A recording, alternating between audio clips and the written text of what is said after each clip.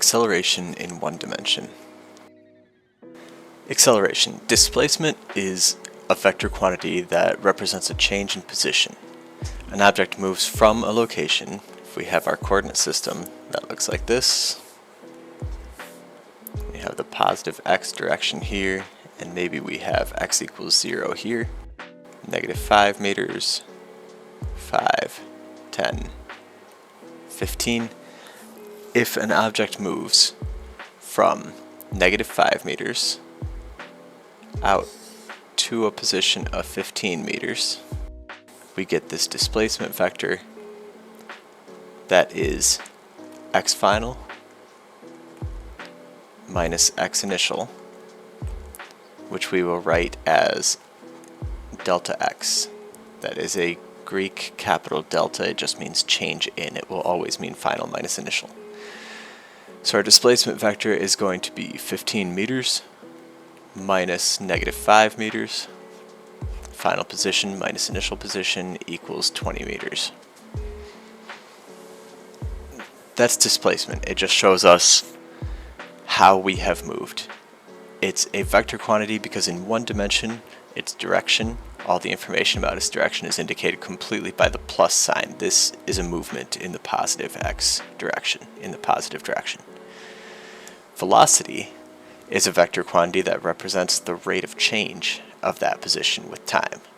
So our object experiences this change in position from -5 meters to 15 meters in, maybe that takes 4 seconds. So our velocity is our displacement divided by time. We get our 20 meters, which was a positive displacement, in 4 seconds. We get a positive 5 meters per second. Up until now, we've been dealing with constant velocities. However, velocity doesn't have to be constant. In fact, most of the time, it's not. Acceleration is the rate of change of the velocity vector. So acceleration is going to be a change in velocity over a change in time. Velocity has units of meters per second,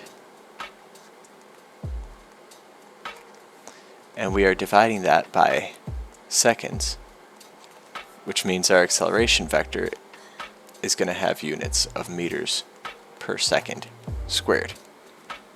Not a big deal.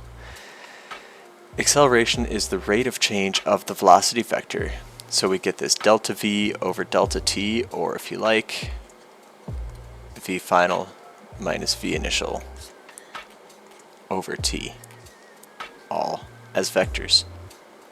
In one dimension, the direction part of our vectors is reduced to a positive sign or a negative sign. So let's say that we have an object with a positive velocity. Here's our object, and it has a positive velocity. This thing is moving to the right. That's all that means. If we give this thing a positive acceleration, so if we add a positive acceleration vector, well, acceleration vector is v final minus v initial over t.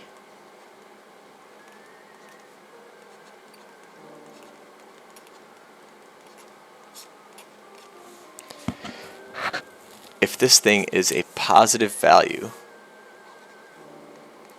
then that means this thing, v final minus v initial, is a positive value. The magnitude of our velocity is increasing. We are speeding up. We can write this same equation a little bit differently, and there's a form that will mess with this a lot more often. We can say v final is v initial plus a t. So with a positive velocity, if we add a positive acceleration, that means our final velocity is bigger than our initial velocity. We are speeding up.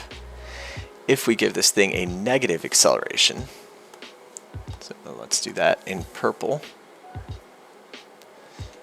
If we give this thing a negative acceleration, we're going to get the opposite. We're going to get v final minus v initial is a negative number. So v final is, or v initial is positive, acceleration is negative. V final then is smaller than v initial, and we're slowing down.